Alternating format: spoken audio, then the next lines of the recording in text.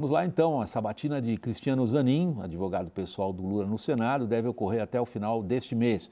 O presidente Lula o indicou hoje para ocupar a vaga que até aqui tinha sido de Ricardo Lewandowski, que se aposentou. Se for aprovado, Zanin vai ocupar, ele vai para a primeira turma da corte, o que o deixa distante dos casos da Lava Jato, onde ele defendeu Lula como é público e notório. Veja na reportagem de Theo Curi. Lula anunciou a indicação de Zanin, reconhecendo que não era nenhuma surpresa. Você já esperava que eu indicasse o Zanin?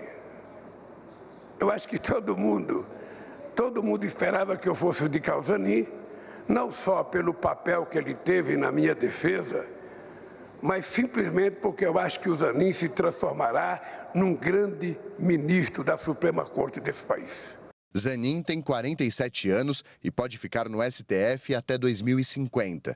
Para isso, precisa ser sabatinado e aprovado pelo Senado. O presidente do Senado, Rodrigo Pacheco, espera que a Comissão de Constituição e Justiça marque a sabatina antes do recesso de julho. Já conversei com o presidente Davi Alcolumbre, que dará o andamento à mensagem na Comissão de Constituição e Justiça, vai fazer a sabatina, a apreciação do nome e vamos submeter ao plenário do Senado Federal a partir desse exame da CCJ. Cristiano Zanin é advogado da família de Lula desde 2013. Durante a Lava Jato, ganhou destaque pela defesa combativa do presidente. Conseguiu no Supremo a soltura de Lula da cadeia e a devolução ao petista dos direitos políticos. Uma vez aprovado pelo Senado, Cristiano Zanin assumiria a cadeira deixada por Ricardo Lewandowski, que era da segunda turma, justamente onde tramitavam os processos relacionados à Lava Jato.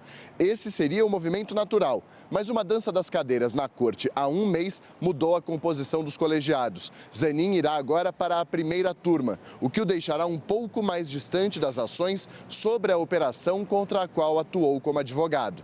A manobra aconteceu com a mudança de Dias Toffoli da primeira para a segunda turma, na vaga que era de Ricardo Lewandowski. E foi vista como uma forma de facilitar a aceitação de Zanin pelos senadores que poderiam alegar a suspeição dele para atuar nos casos lavajatistas. Hoje, ministros do Supremo Tribunal Federal elogiaram a indicação de Lula e disseram que o histórico de Zanin não é motivo para impedir a sua nomeação. Caso Zanin seja aprovado, o STF passará a ter 7 ministros indicados por gestões petistas. 3 deles por Lula, Zanin, Dias Toffoli e Carmen Lúcia, e 4 por Dilma Rousseff, Luiz Fux, Rosa Weber, Luiz Roberto Barroso e Edson Fachin. Gilmar Mendes foi escolhido por Fernando Henrique Cardoso. Alexandre de Moraes foi indicado por Michel Temer. E Nunes Marques e André Mendonça por Jair Bolsonaro. O advogado de Lula deve chegar à mais alta corte na iminência de julgamentos polêmicos. É o caso do marco temporal das terras indígenas, as ações penais dos ataques de 8 de janeiro e as ações que tratam de regras definidas pelo Marco Civil da Internet. Jorge, a questão é bastante difícil. Eu quero começar a nossa conversa dirigindo essa questão a você. Independentemente do que cada um pensa do papel político do STF, é inconteste a centralidade dessa instituição do judiciário na política brasileira. Alguns dirão completamente contrário ao espírito da harmonia entre os poderes, tal como está na Constituição. Outros dirão muito obrigado que isso aconteceu, sobretudo na pandemia. Eu quero escapar desse começo de discussão aqui e pedir a você, se você se arrisca a antecipar com essa nomeação, como que ficam as composições dentro do Supremo, em função das pautas que vêm. Boa noite, William, Raquel, Caio. Também adoraria estar aí novamente na bancada. Mas, assim, William, o Supremo Tribunal Federal, na engenharia constitucional brasileira, ele é uma espécie de árbitro entre os poderes, para usar uma linguagem mais comunicativa possível para o público. Ou seja, tudo aquilo que os poderes legislativo e executivo não chegarem a um consenso, ou naquilo que eles forem omissos, ou naquilo que eles forem excessivos, o Supremo acaba sendo um agente controlador.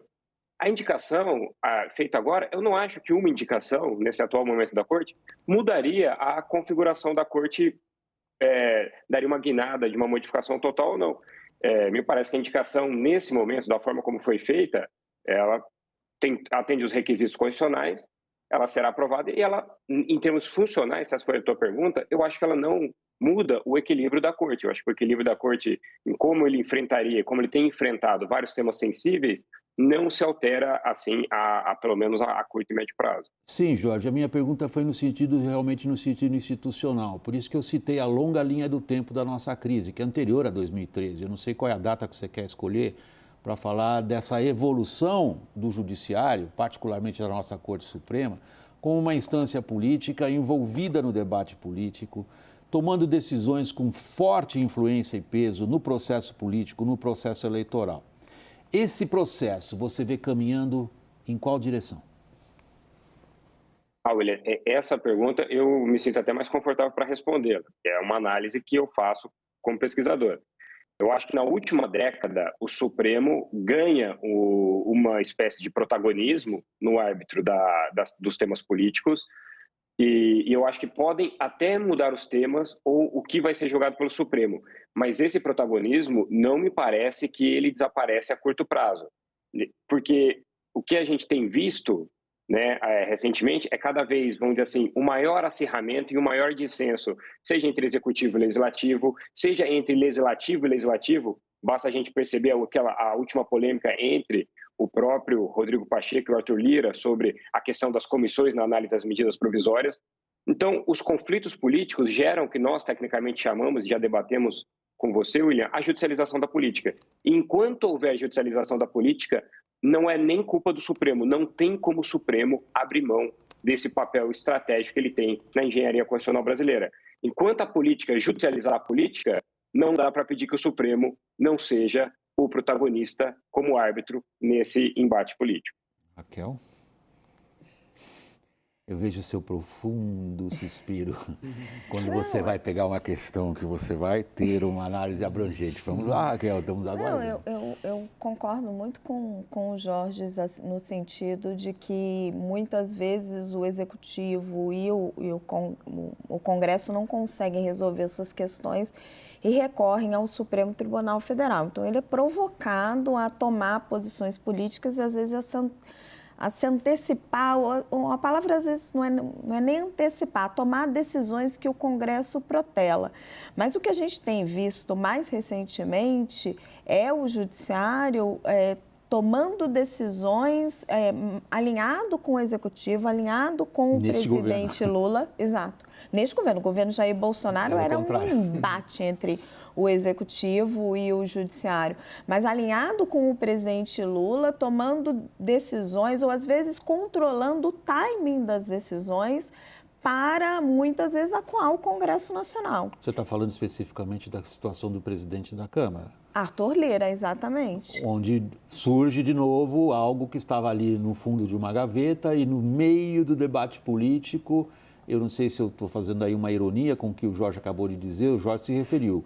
O debate político vai levar, sim, a que o Supremo mantenha o seu protagonismo. Ontem à noite ele exerceu esse protagonismo. Mas não só, por exemplo, a gente tem como exemplos, né, a decisão do ministro Dias Toffoli de devolver o pedido de vistas do caso do Arthur Lira, que já estava com ele há 30 meses, se não me engano.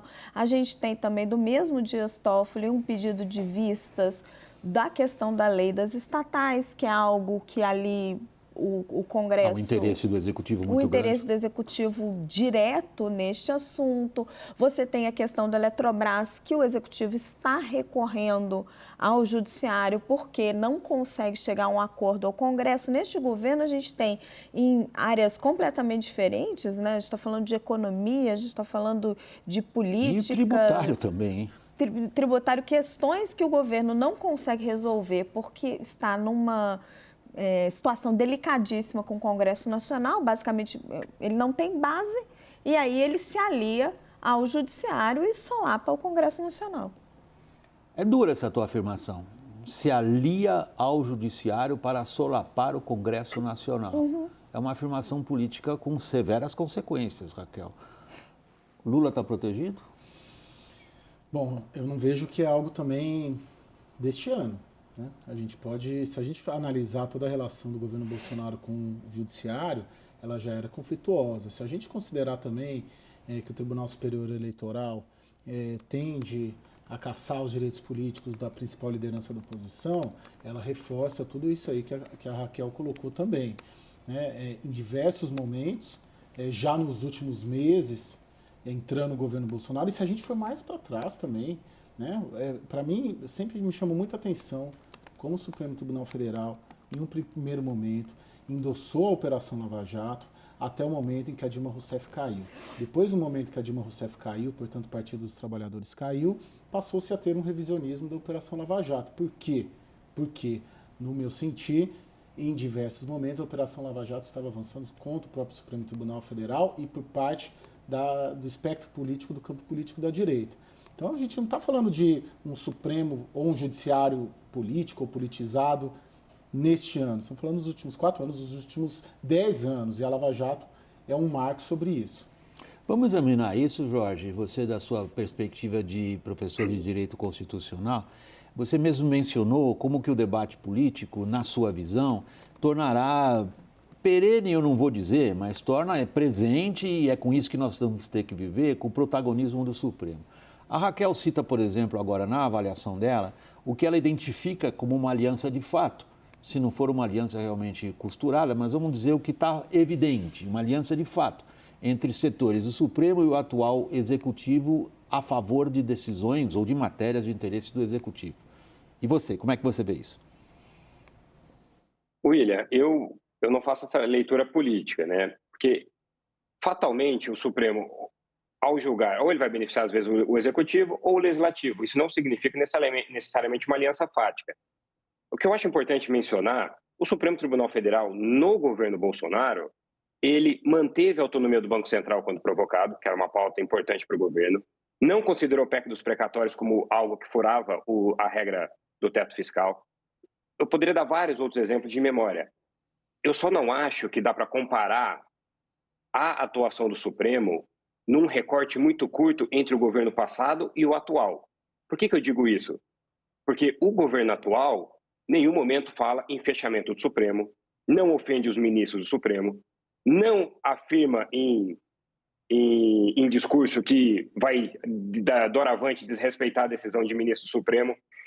Então, esse comparativo, eu acho que ele acaba cortando uma parte da história, porque fica parecendo que houve uma judicialização comum no governo do presidente Bolsonaro e essa mesma judicialização está sendo agora para fins comparativos, né? Eu acho que o embate e os riscos, o conflito que foi desenvolvido entre os poderes no governo passado é algo sem precedentes na história constitucional democrática brasileira depois de 88. Por isso, afirmar que hoje o Supremo responde mais positivamente ao Executivo do que no passado, eu acho que seria em relação a qualquer Executivo que não ameaçasse o fechamento do próprio Supremo. Eu acho que esse é um ponto que não pode fugir da equação nessa análise. É uma ponderação importante, Raquel.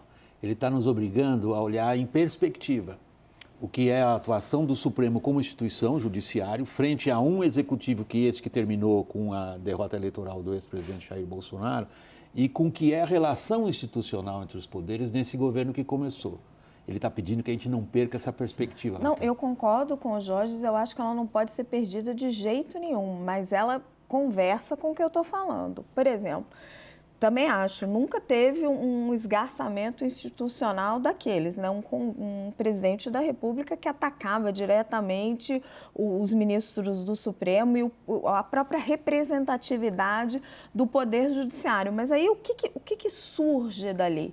Né? O que vai surgindo a partir daquele momento? E aí, em virtude da situação que temos hoje, um presidente da República que se aproxima muito de um dos ministros, Alexandre de Moraes, que hoje é o presidente do Tribunal Superior Eleitoral, chamou Alexandre de Moraes de herói nacional. O Lula, não me engano, usou essa expressão acho que 2 vezes, empodera Alexandre de Moraes agora com a indicação de 2 ministros no TSE, recebeu ele em almoço no Palácio do Planalto, recebeu ele em churrasco no Palácio do Alvorada. Eles estão numa relação muito próxima que sim, vem daquele período de Jair Bolsonaro que forja esta aliança. E aí você tem um executivo frágil diante do Congresso que não tem base política. Ele tem, o Arthur Lira disse claramente, falou, ele não tem 130 deputados. Imagina, ele precisa para aprovar um projeto de lei de 280 e poucos. E aí este executivo está, sim, se apoiando no judiciário para tentar aprovar matérias que ele não consegue fazer no Congresso Nacional. É isso que eu estou ponderando, não é que naturalmente, diante do caos que foi Jair Bolsonaro, qualquer presidente se aproximaria mais do Supremo Tribunal Federal. Teve uma aproximação que é causada por Jair Bolsonaro, porque Jair Bolsonaro acaba virando um inimigo comum, mas tem uma aproximação também que é provocada pela fraqueza do governo Lula diante do Congresso Nacional. Ou talvez hipertrofia do Congresso. Porque se nós temos três poderes, né? Tradicionalmente, né? Historicamente, e aí você tem um poder que está hipertrofiado, né? Pode-se considerar assim, um poder que está com poder de agenda, ou um poder que avançou sobre o controle dos recursos públicos, dos recursos federais, e um poder se insurge contra isso e se vê frágil diante desse contexto, para mim está muito nítido essa aliança. O governo Lula 3 considera, na leitura desplanada dos ministérios, na leitura institucional de Brasília atual, dessa quadra, o Supremo Tribunal Federal, sim, como alguém com o qual ele precisa, não é nem se aproximar, mas se relacionar da forma como está se relacionando. E tem fatos, tem diversos fatos, a lei das estatais, o recurso da Advocacia Geral da União, o ministro da Justiça, quando havia a dificuldade da medida provisória da reestruturação e aprovação, tuitou o artigo 84 da Constituição Federal, sugerindo que, se o Congresso derrubasse, poderia recorrer ao Judiciário. Né? Tivemos isso também, nesse contexto todo, para ficar no contexto do assunto dessa semana. Irritou muito o Congresso. Para mim é muito nítido. Os ministros, os ministros do Supremo, eles são pessoas que têm passado, alguns trabalharam em partidos políticos, né? Foram filiados, eles são seres humanos também, e eles sabem olhar o cenário, eles souberam olhar quando o presidente Jair Bolsonaro os atacava. Eles sabem olhar que agora o Palácio do Planalto lhes é favorável em relação ao governo anterior. Talvez eu seja um pouco mais cínico, não colocando o Jorge nessa conta do que talvez pela minha idade, da Raquel e o Caio. Eu não gosto da palavra inevitável em política. Acho que não existe inevitável em política. Mas quando a gente considera a evolução na linha do tempo, dessa completa desarmonia entre os poderes, e da forma como um poder passa por cima do outro, a gente viu um acúmulo de poderes do Legislativo que é absolutamente inédito na história recente do Brasil. Eu estou falando de 50 anos. A gente vê o Judiciário, e isso o nosso professor de Direito Constitucional reconhece como tendo acontecido. O Judiciário teve que intervir em uma série de momentos. Para mim, um dos mais emblemáticos foi na pandemia, quando o Judiciário diz para o Executivo: olha, as funções de cada ente da federação são essas, e cerca fortemente o que então era uma postura do presidente da República em relação, por exemplo, a políticas de saúde pública. Uma intervenção direta nas prerrogativas de um outro governo, de um outro poder. Agora, voltando ao meu argumento, que ele é o seguinte: não poderíamos ir para outro caminho do que nós estamos vendo agora. A gente tem um governo como o do presidente Lula, com severas dificuldades, não só de estabelecer uma base coerente e atuante no legislativo, mas é um legislativo com força como nunca se viu. Ele está diante de um judiciário com uma capacidade de interferência, e como eu caracterizei, o Jorge não faz isso, mas é a minha caracterização do judiciário como uma fortíssima instância política. Que lhe restava, a não ser, diante da força de um poder, ter algum tipo de respaldo político naquilo que, tacitamente, como essa indicação do Zanin, Lula aponta: reconheço o judiciário como uma instância política sem a qual eu não governo. Jorge. Exatamente, William. Assim, trazendo para o campo jurídico, nenhum governo e nenhum legislativo ele pode ter um plano de médio prazo sem levar em conta o Supremo Tribunal Federal. E eu vou dar um exemplo bem recente, bem didático, ou seja, o Congresso ele tem a prerrogativa de legislar, obviamente. Se legislou sobre o marco temporal. Mas isso não vai retirar do Supremo a última palavra acerca desse tema, do marco temporal. Porque esse é um tema constitucional. E isso vai lá para 88. Nós temos uma Constituição extremamente ampla, com muitos temas. o que faz com que a competência do Supremo, quando provocado, ele tem legitimidade para se pronunciar sobre muitos temas. E o Supremo, nos últimos 10 anos, tem aumentado, vamos dizer assim, a sua visão acerca dessa temática e tem aceitado julgar temas mais relevantes do ponto de vista político. Mas, Jorge, a legitimidade popular, tanto para elaborar a Constituição Federal, quem deu foi a população, ao eleger a Assembleia Constituinte. Assim como a legitimidade popular para emendar a Constituição, quem dá e quem deu à atual legislatura, também foram os eleitores. Né? Eu entendo que você coloca o Supremo como a última instância, mas também na fase dura, né, na elaboração e na promulgação de emendas constitucionais e da própria Constituição vigente, a nossa hoje, de 88, foi o eleitor, por meio dos deputados eleitos para a Constituinte.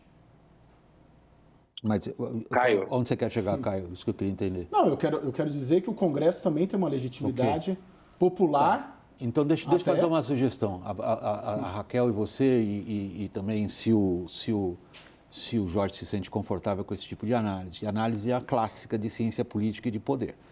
A gente vê o governo executivo emparedado, essa é a palavra correta para o que aconteceu nas últimas 72 horas, em busca de uma ferramenta de poder.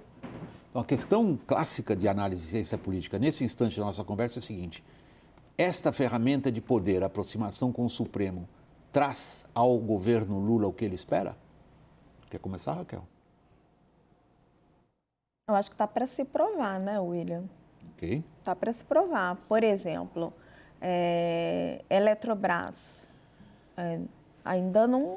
O Supremo ainda não comprou essa briga.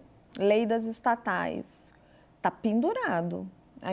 O Supremo ainda não está pendurado ali por um pedido de vistas de um ministro, um pedido de vistas do outro.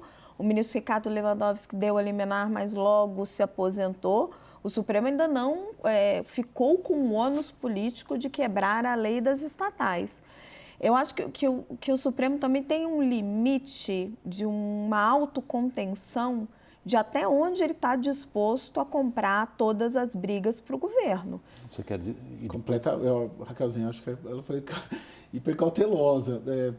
Eu vejo completamente o governo Lula 3 conseguindo se fiar em alguns temas no Supremo Tribunal Federal para atingir os seus objetivos. A lei das estatais, o ministro Ricardo Lewandowski deu a liminar, está lá, está valendo.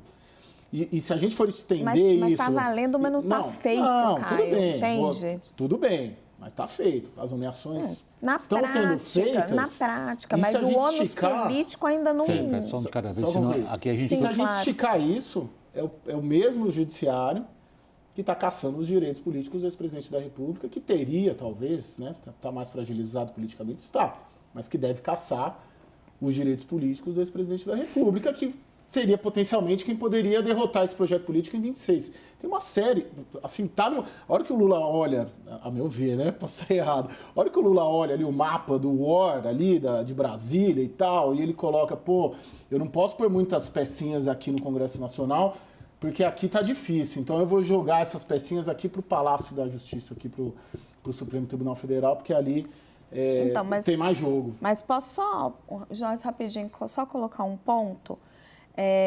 Eu concordo com você que o Lula está colocando todas as peças ali. Só que eu acho que o STF está escolhendo quais as peças ele tem condições de bancar ou não.